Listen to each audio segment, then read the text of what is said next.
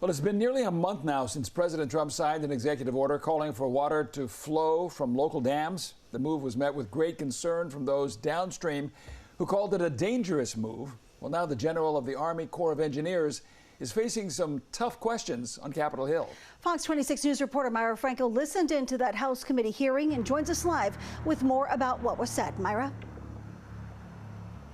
Liz and Monty, take a look here. Canals around this time of year are usually dry here in the valley, but for a few days, canals in the South Valley had water flowing due to President Trump's executive order. Now, many criticized it, saying it was a political stunt. Now, others said it helped farmers.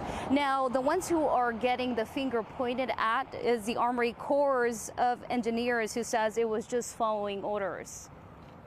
It's now been weeks since President Trump signed an executive order directing the Army Corps of Engineers to release billions of gallons of water from Schaefer Dam and Terminus Dam, both in Tulare County. He was thinking that possibly that water could get down to LA to help refill the reservoirs. But it never made it there.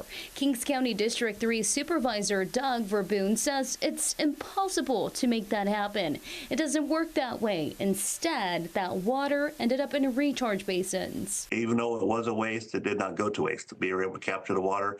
It did not make it downstream too far. You know, as a farmer, I'm a farmer, fourth generation farmer, and if there's water coming down my creek, I'm taking it. So. The impacts of the water release were brought up in the House Appropriations Committee hearing Tuesday as some lawmakers grilled leadership at the Army Corps of Engineers. I was very disturbed to hear about the Army Corps' highly unusual release of over 2 billion gallons of water from Central California's. So you don't have anything to say to the farmers who are worried about water shortages this summer, or the local communities that felt they were out of the loop? It was in compliance with the executive order that we were given. What appears to have been, quite honestly, just a simple, risky, rushed, wasteful political stunt by the Trump administration. Verboon says the incident served as a good lesson in communication, and it didn't take long to minimize the loss of water. Valley Congressman David Valadeo says despite the glitch, the executive order is doing its job.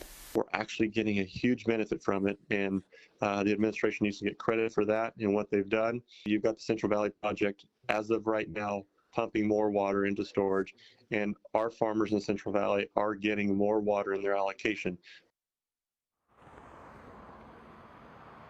Now, after the water release, Senator Alex Padilla sent this letter to the Secretary of Defense demanding for answers in regard to that water release. He actually told us today he still hasn't heard back from them. Liz Monty, sending it back to you in the studio. All right, thanks so much, Myra. Now, Verboon says that there was very little damage done from the water release. He says at most it should shorten water releases during the summer by a day or so. This gives you an idea, once again, of how sudden outflows increased in a matter of just hours back on January 31st. Take a look at Lake Cahuilla. They went from 49 cubic feet per second at midnight to 1,500 cubic feet per second by 11 that morning. Over at Lake Success, close to Porterville, outflows went from 105 cubic feet per second at midnight to 991 cubic feet per second by noon that day. Hi, I'm Monty Torres with Fox 26 News on YouTube. Thank you for checking out our YouTube channel, where we have loads of great content for you to choose from. And while you're here, why not click on the subscribe button right here? That way you can stay in touch with all the latest breaking news, everything news related within the Central Valley. And thank you for watching.